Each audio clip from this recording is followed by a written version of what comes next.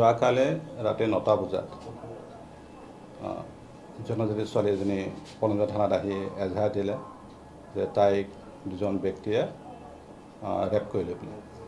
তো তাইৰ এজাহাৰৰ ভিত্তিত তদন্ত কৰা হ'ল আৰু তদন্ত কৰি পেলাই উইদিন 3-4 আৱাৰ্ছত আসামী দুজনক কৰায়ত্ব কৰা হ'ল। আসামী দুজনৰ নাম চন্দন মহন্ত আৰু ৰহন আলী।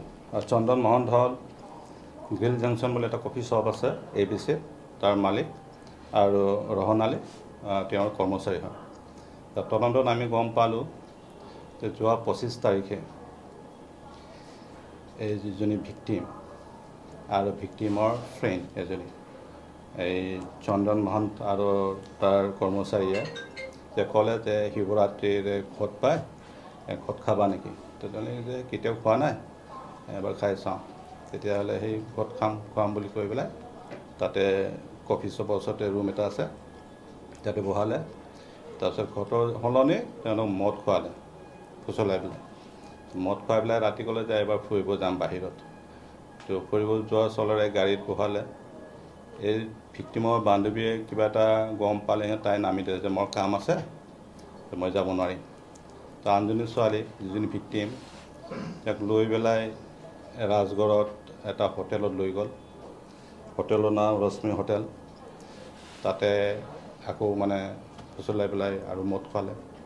তাৰপিছত তাই যেতিয়া হোষ্টেললৈ ঘূৰি যাম বুলি কোৱাত ক'লে ৰাতি হ'ল, ইয়াতে থকা, ৰাতিপুৱা থৈ যাম।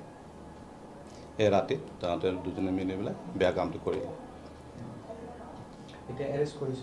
দুগৰাকী এৰেষ্ট কৰা হ'ল আৰু এজপাৰলৈ আমি তদন্ত কৰি আছোঁ। আৰু আমি গম পাইছোঁই ইতিমধ্যে যে ঘটনাটো সঁচা হয় আৰু এজপাৰলৈ গোটেই ব্যৱস্থাটো স্বীকাৰ কৰিছে, দুয়োগৰাকীয়ে স্বীকাৰ কৰিছে আৰু ঘটনাটো সত্য হয়। নাই, এতিয়া আজি কৰা হ'ব, আমি ৰিমাণ্ডত ল'ম আৰু গোটেই চিনটো আমি ৰিকেট কৰিম।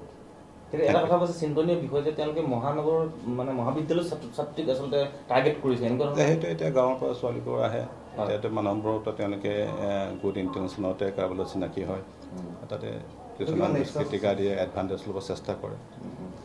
যি দুজনক আপোনাক গ্ৰেপ্তাৰ কৰিছে তেওঁলোকক মানে ইয়াতে গুৱাহাটীৰে বাসিন্দা নে অন্য ক'ৰবাৰ হয়? তাতে তেওঁলোকে গুৱাহাটীতে থাকে আৰু মেইন কালপিতজন তাত কফি শ্বপ এটা আছে, কফি শ্বপটো চলায় আৰু আনজন তেওঁ কৰ্মচাৰী হয়। যিকোনো খবৰৰ বাবে যোগাযোগ কৰক 7099017330 লগতে 7099017110 নম্বৰত।